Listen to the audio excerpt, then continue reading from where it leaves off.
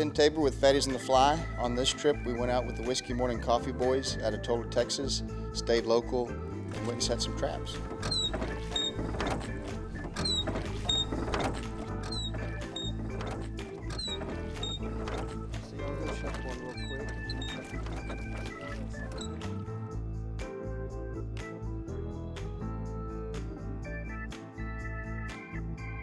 So Whiskey Morning Coffee on their apparel line is wanting to partner up with local artists for designs, and then they would make short-run releases of that. And so they called me. I've known Carson for a while. He knows that I'm an artist. That's really how the whole project kind of got started. And then we parlayed that into a beaver trapping episode and opportunity. We chose trapping because the Whiskey Morning guys, they're, 4 or 5 years younger than me, but I don't know anybody in this area that started trapping as early as they did. And I've wanted to trap with them ever since I met them 3 years ago at the distillery, and it just kind of seemed like a good opportunity. And it would serve as really good, good experiences and create images that I could draw from to create a logo that would hopefully capture, the spirit of Whiskey Morning Coffee and maybe Fatties on the Fly. So Ben Tabor and I go back a ways. I remember being in 4-H when I was really young and my mom pointing him out to me. He was the president of the 4-H. We didn't really know each other then, but we went to connect later on. I became a fly fishing guide up in Montana, and he actually started Fatties on the Fly down here in Texas. And once I started the coffee company, I was like, man, it'd really be cool if Fatties and Whiskey Morning could connect, because all of our lives has all been in the outdoor industry. Evan and TJ were up in Alaska guiding. I was in Montana. And then Ben's Fatties on the Fly. So I just wanted to make that come together, and I couldn't figure out how to make the coffee and Fatties kind of have a collaboration deal until recently, when we decided our apparel line is gonna release a new artist every month. Mike Tabor, Ben's dad, and Ben are both amazing artists. So I hit Ben up and I'm like, man, what do you think about throwing together some drawings and designs for us to put on apparel for one of our months? And he's like, Carson, man, that sounds awesome, but here's the deal. I don't know Evan and TJ enough, and I need something to go off of to really draw up something that brings Fatties and Whiskey Morning together. And he's like, I was talking to y'all way back about how y'all trapped all through high school. So he's like, man, let's do a trapping episode, since that's what I know about y'all. And I know that I'm really big into trapping beaver right now, so let's do a trapping episode together. And then I can go off of that to make the artwork. And I was like, man, I wouldn't like anything more than to do that with you. I'm just ready to see what his apparel does and the artwork he comes up with, because the man is a talented dude.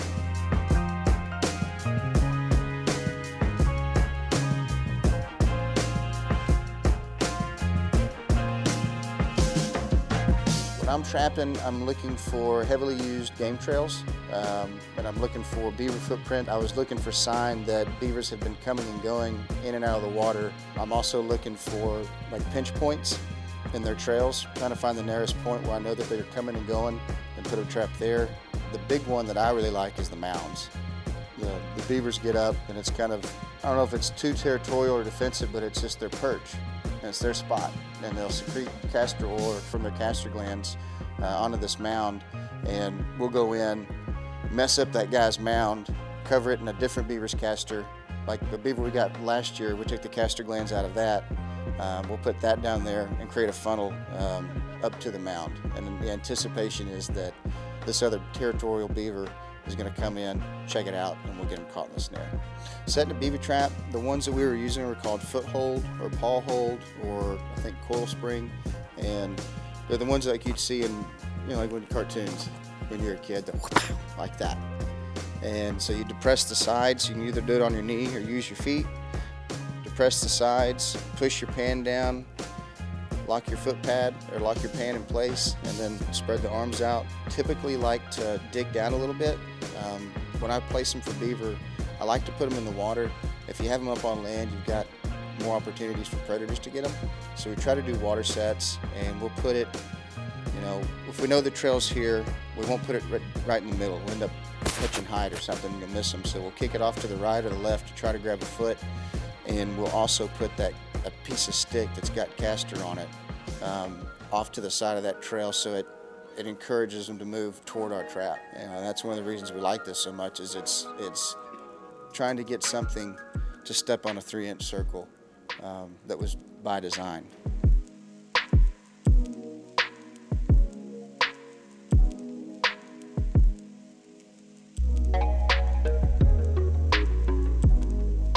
Growing up with Carson and Evan, that just having the interest in the outdoors that we do, we're looking for any way to make a buck pretty early on. So as soon as we heard, you can trap and sell pelts and different things like that, we knew it was right up our alley. And we were interested in learning the processes, tanning the hides, stretching, making sure you get all the fat off everything.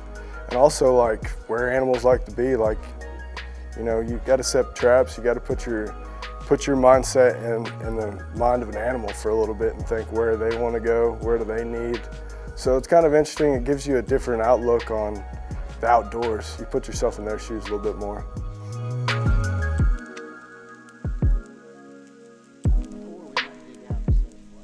We knew the 3rd and the 4th is the only 2 days that the Whiskey Morning guys could get together and do a trap and deal with us, or at least go run a set. And so I've got some pretty good looking beaver water back behind the house, trapped it before, and we figured with Thursday, Friday looking kind of crummy because of the ice and the snow, we figured that we should go ahead and get our traps out now, get tiled in, get set up, and really get a game plan together. Woke up the next morning, went and checked my traps. First 2 came up empty.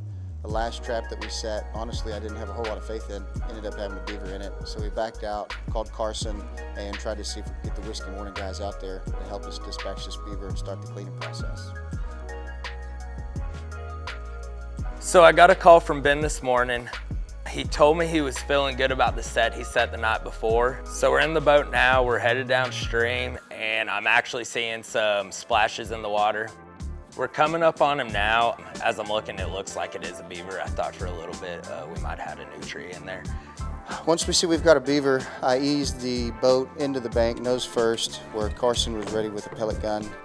So we just dispatched the beaver. We're headed back to the house now. It's not the biggest beaver, but it's definitely a beaver that's gonna give us a good pelt after skinning it. And we're gonna cut up the meat, definitely pull that liver out, because Ben's been talking about that liver, and I cannot wait to try a beaver liver.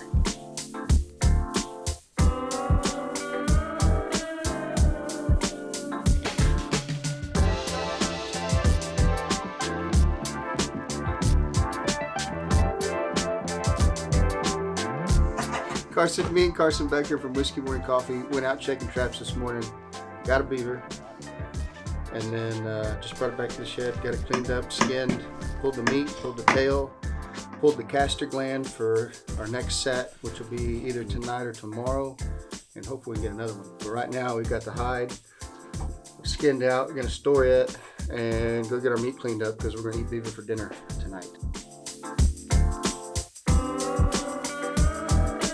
With beaver, I've only made liver and onions. That's all I've had. The other meat's in the freezer. I plan on canning it, but I haven't done it yet. So I didn't really know what we were gonna cook, but I had a great green chili pozole recipe that I thought would be a good fit for. And then in addition to that, I kind of messed up. I did mess up.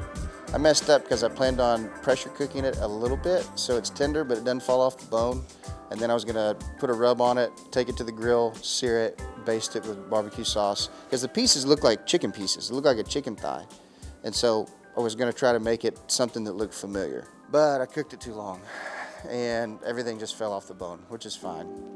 We still handled it the same way, put the same rub on it, no barbecue sauce, but we ended up making some jalapeno cheese grits and plated it on that. We did do the liver and onions, cook that, delicious again. And then the pozole won't be ready until the next day.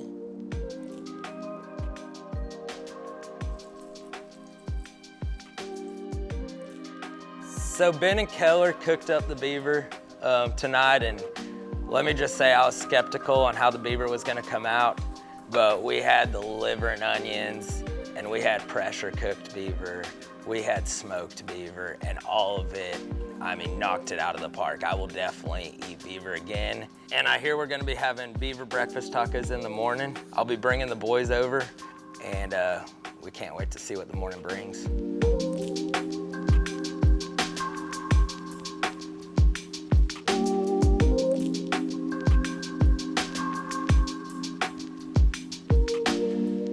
Be honest, I don't want to offend Ben because I know Ben and Carson said it tastes really good, but I'm not a huge gamey meat type of person.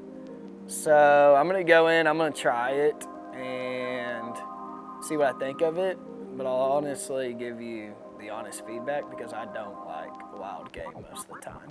Beaver was good. It really was. It was kind of like beef. It was like brisket, I'd say. Kind of stringy, but not what I was expecting. Because even deer for me is a little too much, Like I'll eat it, but it's not what I'm gonna choose. Beaver, if Ben and Carson would not have told me it was beaver, I would have ate it and thought it was like a stew or something. So honestly, 2 thumbs up. I don't know if it's the cook or the beaver, but either way, I was game for it. So I got into trapping because I heard stories of my dad and all the old timers telling about it. For instance, they would mow during the summers or haul hay and get money. And then in the winters, they would trap. Dad would always talk about, going up to the bait shop there in town in Granbury, and the trapper would come in, I think it was once a month, the fur buyer, and they would sell all these furs to him. They'd get like $25 a coon, $15 a coon, which was a lot of money back then. This is like the 80s. And I heard these stories, and I was like, dude, I want to trap. And we looked up the prices.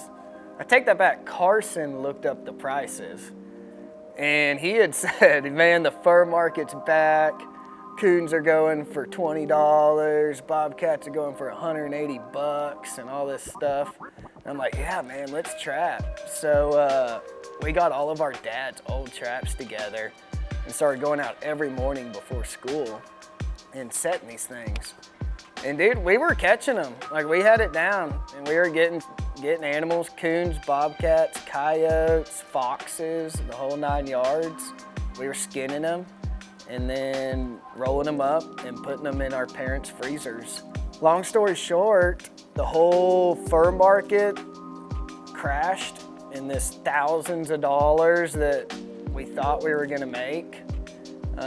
We ended up making like $124 a piece, if I remember right. It was like $360 and there's 3 of us. And I'm telling you, we had like a ton of coons, probably 12 foxes, 8 or 10 bobcats. And that was the end of my trapping career. I had one winter in me where we went all out, and I was like, dude, this is cool. But I think if I ever trap again, I'm gonna tan it, stretch it myself. I'm gonna make like a fur jacket or cottontail pants. I don't think I'm gonna go selling it anymore. I've never trapped a beaver in my life. So there was things that I could learn from Ben about how to trap a beaver. And there was also things that Ben could learn us from our experience trapping other animals, like how to set the traps and get them fine-tuned and things like that.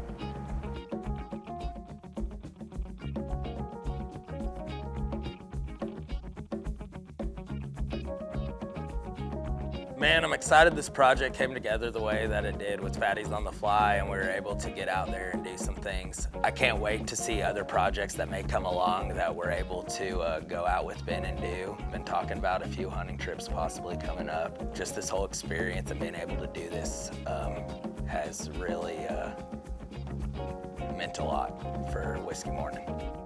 Man, this trip has been awesome. We caught a beaver, we ate very, very well, and I couldn't be more excited about the project. I can't wait to see what design we end up coming up with and try to pay attention for it.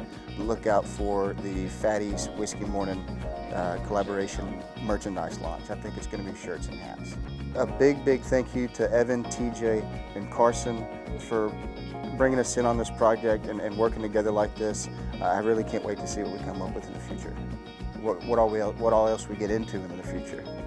Thank you for watching this episode. We hope you enjoyed it, and we hope you tune in next time.